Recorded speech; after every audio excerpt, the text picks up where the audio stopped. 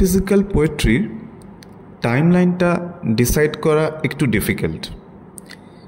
বলা যায় যে এটা একেবারে লেট 16th সেঞ্চুরি থেকে শুরু করে almost middle of 17th century অবধি চলেছিল।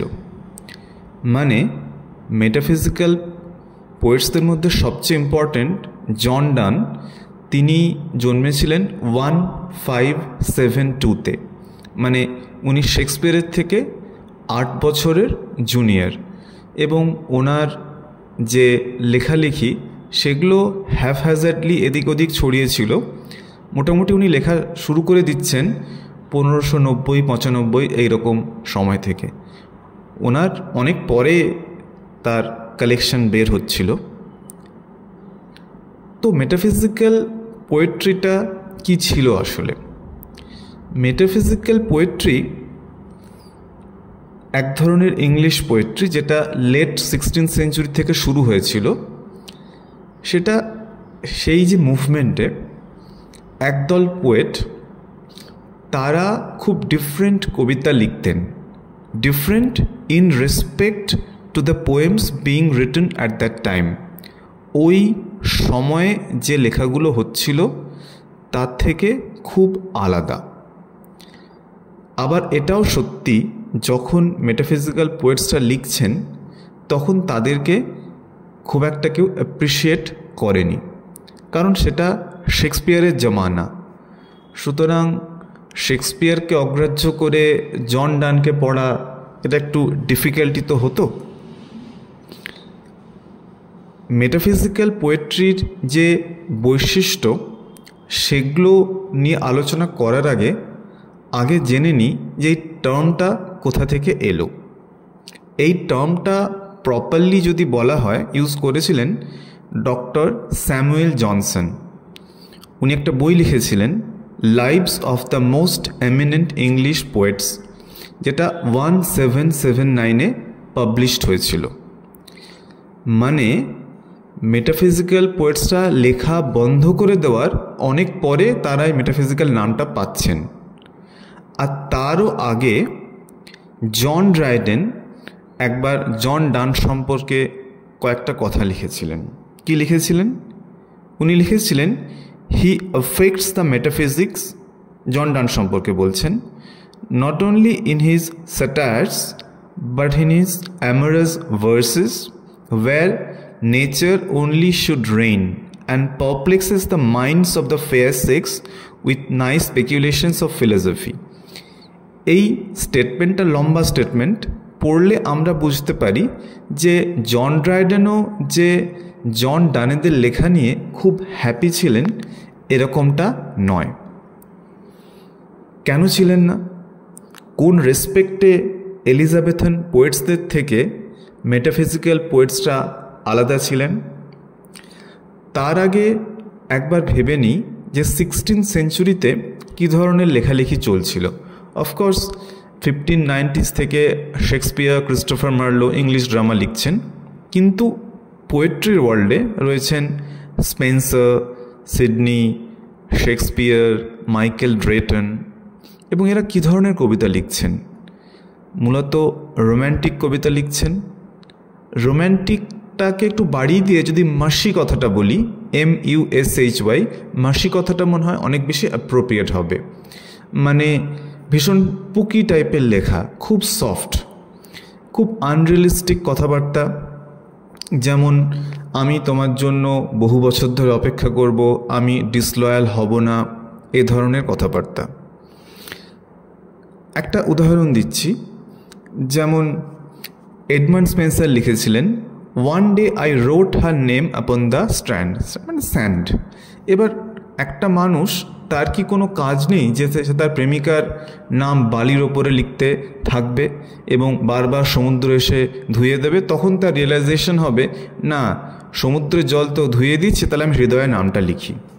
এই জিনিসটা একটু অ্যাবসার্ড, তাই না? তারা কিন্তু এরকম কবিতাই লিখতেন। আবার ফিলিপ সিডনির একটা সনেট সিকোয়েন্স আছে, ছিল, সেই সনেট সিকোয়েন্সে নাম অ্যাস্ট্রোফিল অ্যান্ড স্টেলা। এবার স্টেলা মানে স্টার, অ্যাস্ট্রোফিল মানে স্টার গেজার। সুতরাং বোঝাই যাচ্ছে যিনি পোয়েট তিনি হাপিত্যেশ করে তার প্রেমিকার দিকে তাকিয়ে থাকবেন, কখন তিনি একটু আগ্রহ দেখাবেন। এই ধরনের কবিতাই লেখা হতো এবং ল্যাঙ্গুয়েজটা ছিল ভীষণ আর্টিফিশিয়াল, ভীষণ অর্নামেন্টাল, সাজানো। মানুষ যখন সত্যিই প্রেমে পড়ে তখন সে কি এইভাবে কথা বলে? আমরা যদি কাউকে ভালোবাসি, আমরা একটা টেক্সট মেসেজ করব বা সরাসরি বলবো আমার তোকে খুব ভালো লাগে, কিন্তু আমরা কি বলবো যে তুমি কি একটি সন্ধ্যা আমার সঙ্গে কাটাতে চাইবে বালিকা? আমরা বলবো না। এইবার যদি এই 16th সেঞ্চুরি ভার্স থেকে আমরা একটু চোখ ফেরাই মেটাফিজিক্যাল পোয়েট্রির দিকে। কয় মিস্ট্রেস, টু হিজ কয় মিস্ট্রেস বলে অ্যান্ড্রু মার্ভেলের একটি কবিতা ছিল।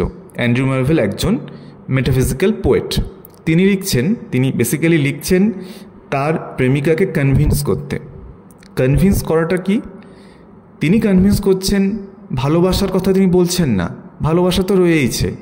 তিনি বলছেন we must enjoy sexual intimacy, কারণ এই পৃথিবী সময় খুব কম, আমাদের হাতেও সময় খুব কম, আমরা কিন্তু এরপরে আর সুযোগ পাবো না। উনি লিখছেন the grave is a fine and private place but none I think do there embrace. কবরের যে বা সমাধির যে সাইলেন্স সেটা খুব প্রাইভেট জায়গা, কিন্তু সেটা ভালোবাসার জন্য মনে হয় প্রপার হবে না। সুতরাং উনি সরাসরি আর্জ করছেন তার প্রেমিকাকে যৌন সম্পর্কে লিপ্ত হওয়ার জন্য। এবার বোঝা নিশ্চয়ই যাচ্ছে কেন 16th সেঞ্চুরি এবং 17th সেঞ্চুরি ক্রিটিকরা বা রিডার্সরা খুব ভালো চোখে এদেরকে নেননি। অবশ্যই মেটাফিজিক্যাল পোয়েটসরা কিন্তু সেক্সের গুরুত্ব সম্পর্কে লিখতেন এবং তারা এই স্পিরিচুয়াল প্লেটনিক ভালোবাসায় খুব একটা বিশ্বাস করতেন না। সত্যি কথা বলতে এই 16th সেঞ্চুরি পোয়েট্রি আর মেটাফিজিক্যাল পোয়েট্রি পাশাপাশি রাখা হচ্ছে অনেকটা রবীন্দ্রনাথের গান শোনার পর অঞ্জন দত্ত বা কবির সুমনের গান শোনার মতো, যারা 1990s এসেছিলেন এবং তাদের গান শুনিয়েছিলেন আমাদের, মানে এক কাপ চাই আমি তোমাকে চাই, বা চাকরিটা আমি পেয়ে গেছি বেলা শুনছো, বা রঞ্জনা আমি আর আসবো না। এই ধরনের গান, এ ধরনের কথা যে গানের লাইন হতে পারে বা কবিতার লাইন হতে পারে, এটা কিন্তু আমরা ভাবিনি। সুতরাং টেগর যেমন একটা স্টেবিলিটি, একটা ডিগনিটিকে রিপ্রেজেন্ট করেছেন, এই জীবনমুখী বলো বা ওয়েস্টার্নাইজড সং রাইটার্সরা বলো, অঞ্জন দত্ত, কবির সুমন বা আরও পরে যারা এসেছেন, অনুপম রায়কেও তার মধ্যে ইনক্লুড করতে হয় আর অনেকটা পরে, তারা কিন্তু এভরিডে যে লাভস সেটাকে গানের মধ্যে ঢুকিয়ে দিয়েছেন। আমাকে আমার মতো থাকতে দাও, এই কথাটা আমরা সারাদিনে একবার তো বলেই থাকি, অনুপম রায় না থাকলেও বলি, এবং সেটাকে যে গানের লাইন করে যে সেটা ভাবা, এবং সেই জিনিসটাই কিন্তু মেটাফিজিক্যাল পোয়েটসরা করেছিলেন। মেটাফিজিক্যাল পোয়েট্রির ফিচার্স কী কী ছিল?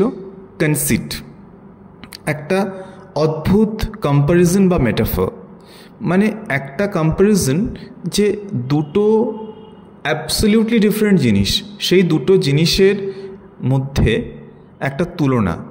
এই তুলনাটা শুনলেই যে কোনো মানুষ বলবে কি বলছেন, এটা তো অ্যাবসার্ড। ঠিক ওই অ্যাবসার্ড তুলনাটাই আপনাকে মনে করিয়ে দেবে এই কনসিপ্টটার কথা, আপনি ভুলবেন না।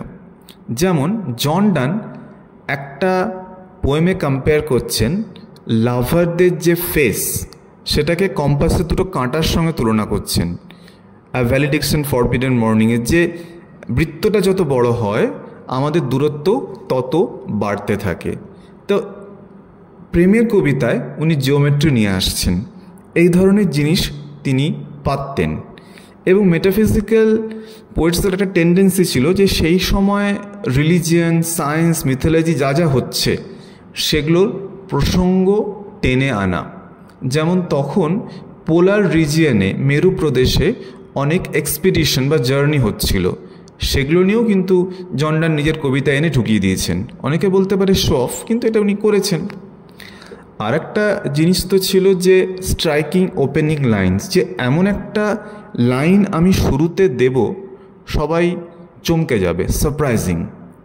যেমন একটা কবিতায় জন ডান বলছেন, for God sake hold your tongue and let me লাভ, দয়া করে চুপ কর, আমাকে প্রেম করতে দে। এবং এই লাইনটা এত পপুলার হয়, রবীন্দ্রনাথ ঠাকুর যখন শেষের কবিতা লিখছেন 1929 সালে, তখন তিনি লিখলেন, দোহাই তোদের এতটুকু একটুকু চুপ কর, ভালোবাসি রে দে আমারে অবসর। সুতরাং টেগোরও জন ডানকে পড়ছেন, সেটা ভাবতে হবে। এবং এটা কিন্তু একদমই ভাবলে চলবে না যে এই মেটাফিজিক্যাল পোয়েট্রির মধ্যে কোনো ডেপথ ছিল না, শুধুই শোইনেসটা ছিল। অবশ্যই ডেপথ ছিল। ইমোশন আর থট, এই দুটোকে তারা একসাথে মিলিয়ে দিতে পারতেন। এবং মজা হচ্ছে, যারা মেজর মেটাফিজিক্যাল পোয়েটস, জন ডান, হারবার্ট, মার্ভেল, হেনরি ভন, এরা প্রত্যেকে কিন্তু আলাদা আলাদা লিখেছেন। লেখার প্যাটার্নটা মেটাফিজিক্যাল প্যাটার্নে, কিন্তু টপিকগুলো আলাদা। সেটা সত্যিই খুব ইন্টারেস্টিং। তবে এটাও সত্যি যে এই মেটাফিজিক্যাল নামটা হওয়া সত্ত্বেও আমরা হয়তো কখনো তাদেরকে পড়তাম না সিলেবাসে, যদি না টি.এস. এলিয়ট থাকতেন। টি.এস. এলিয়ট একটা বই রিভিউ করছিলেন। বইটা লিখেছিলেন হারবার্ট গ্রায়ারসন। বইটার নাম ছিল metaphysical lyrics and poems of the 17th century, যেটা 1921 সালে পাবলিশড হয়েছিল। টি.এস. এলিয়ট পড়ছিলেন এবং পড়ে দেখলেন যে ওখানে ডান, হারবার্ট, মার্ভেল, অন্যান্য সমস্ত বড় বড় মেটাফিজিক্যাল পোয়েটসদেরকে একত্রিত করা আছে, তাদের লেখা নিয়ে আলোচনা করা হয়েছে। এবং টি.এস. এলিয়ট সম্ভবত টাইমস লিটারি সাপ্লিমেন্টে উনি ওই সময় ক্রিটিসিজম লিখছিলেন, এবং তিনি তার রিভিউতে দেখালেন যে সত্যি মেটাফিজিক্যাল পোয়েটসরা ভীষণভাবে মডার্ন ছিলেন। তাদের লেখার মধ্যে একটা অদ্ভুত ইউনিফিকেশন অফ সেন্সিবিলিটি ছিল, মানে চিন্তা এবং ইমোশন, থট আর ইমোশনকে একবারে আনতে পারার যে ক্ষমতা, সেটা মেটাফিজিক্যাল পোয়েট্রির মধ্যে ছিল। এবং by 1921 T S. Eliot is a big name. এইটা হওয়ার পরই কিন্তু আস্তে আস্তে বিভিন্ন ইউনিভার্সিটিগুলো, ইউরোপিয়ান ইউনিভার্সিটিগুলোতে জন ডান, অ্যান্ড্রু মার্ভেল, এদেরকে সিলেবাসে আনা হতে থাকে এবং মানুষ রিয়েলাইজ করে যে সত্যি এরা মডার্ন। কিন্তু মজার কথাটা হচ্ছে, এই মডার্ন পোয়েটস, তাদেরকে কিন্তু প্রায় 200 বছর আমরা ভুলেই ছিলাম।